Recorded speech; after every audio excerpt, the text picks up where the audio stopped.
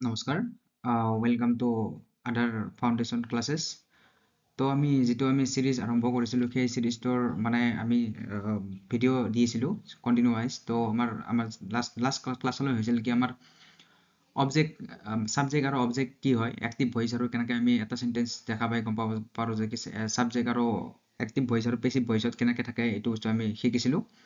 তো তাৰপিছত আমি যিটো আমাৰ হেৰি পাইছিলোঁ তাত আমাৰ বস্তুটো আছিল যে কি আমাৰ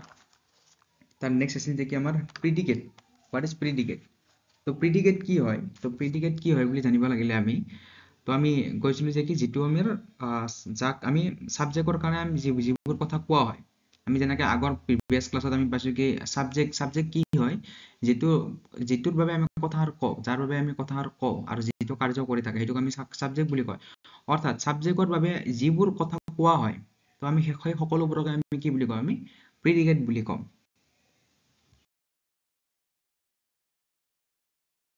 হ্যান্ডরাইটিং নোটসটো এড করে দিছো মানে বর্ডর করা নাই তো হ্যান্ডরাইটিং নোটসখিনি এড করে দিছো যে কি প্রিডিকেট মানে কি anything that is said about the subject তো সাবজেক্টৰ বাবে যিবোৰ কথা কোৱা হয় আমি সকলোবোৰকে আমি কি প্ৰিডিকেট বুলি কওঁ মানে প্ৰিডিকেট মানে কি ভাৰ্ব আৰু অবজেক্ট মিলাই কি হয় আমাৰ প্ৰিডিকেট হয় আমি ইনডাইৰেক্টলি ক'ব গ'লে কি হয় সেন্টেন্স ইকুৱেল টু কি হয় subject plus verb plus object তো সাবজেক্টক এৰি কিনে ভাৰ্ব আৰু অবজেক্টক আমি একেলগে কি বুলি কওঁ আমি প্ৰিডিকেট বুলি কওঁ আৰু ভাৰ্বৰ অসমীয়াক আমি কি বুলি কওঁ ক্ৰিয়া বুলি কওঁ আৰু অবজেক্টক আমি অসমীয়াত কি বুলি কওঁ কৰ্ম বুলি কওঁ এই দুটা মিলি কিনে কি হয় প্ৰিডিকেট গঠন হয় অৰ্থাৎ তাৰমানে কি যেনেকৈ মই আগৰ চেণ্টেন্সটো কৈছোঁ ৰাম ইজ প্লেয়িং ক্ৰিকেট তো আমি কাৰ কথা কৈছোঁ ৰামৰ কথা কৈছোঁ তো সেইকাৰণে ৰামটো কি হৈ গ'ল আমাৰ কি হ'ল ছাবজেক্ট হৈ গ'ল কিন্তু আমাৰ ৰামৰ বিষয়ে যিবোৰ কথা কৈছোঁ আমি ৰামৰ বিষয়ে অৰ্থাৎ ছাবজেক্টটো হয় ৰাম হ'ল তোৰ ছাবজেক্টৰ বিষয়ে যিবোৰ কথা কোৱা হয় অৰ্থাৎ ৰামৰ বিষয়ে কৈছে কি ৰামে ক্ৰিকেট খেলি আছে তো ৰামটো ছাবজেক্ট হ'ল তো ক্ৰিকেট খেলি আছে এই সকলোবোৰক আমি কি বুলি ক'ম প্ৰিডিকেট বুলি ক'ম আপোনালোকে বুজি পাইছে সম্ভৱ তো আপোনালোকে যদি আগৰ ক্লাছকেইটা কৰা নাই আপোনালোকে কৰিব যে কি তাত মই বঢ়িয়াকৈ বুজাইছোঁ যে কি ছাবজেক্ট আৰু দুৱাৰৰ মাজত পাৰ্থক্য কি ছাবজেক্ট আৰু দুৱাৰ বেলেগ বেলেগ হয় তো ছাবজেক্ট কেনেকৈ পেহচানে কেনেকৈ আমি চাব পাৰোঁ ছাবজেক্টটোৰ আমি চেণ্টেন্স এটা আৰু এক্টিভ ভইচ আৰু পেছিভ ভইচ আমি কেনেকৈ গম পাব পাৰোঁ চেণ্টেন্সটো দেখা পাই আমি কেনেকৈ ক'ব পাৰিম যে কি চেণ্টেন্সটো আমাৰ এক্টিভ ভইচত আছে নে পেছিভ ভইচত আছে আপোনালোকে আগৰ প্ৰিভিয়াছ ভিডিঅ'কেইটা চালে আপোনালোকে গম পাব মেটেৰিয়েল প্ৰভাইড কৰি দিছে কি আপোনালোকে হেণ্ড ৰাইটিংটো যদি আপোনালোকে বুজি নাপায় তো আপোনালোকে ইয়াত চাই কিনে নোটছখিনি বনাব পাৰে প্ৰিডিকেট মানে কি anything that is said about the subject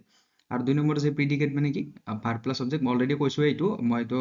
আমাৰ হেণ্ড ৰাইটিং নোটছত কৈছোঁ মই অলৰেডি বুজাইছোঁ আৰু ইনডাইৰেক্টলি আমি ক'ব পাৰোঁ যে sentence equal to subject plus verb plus object হয়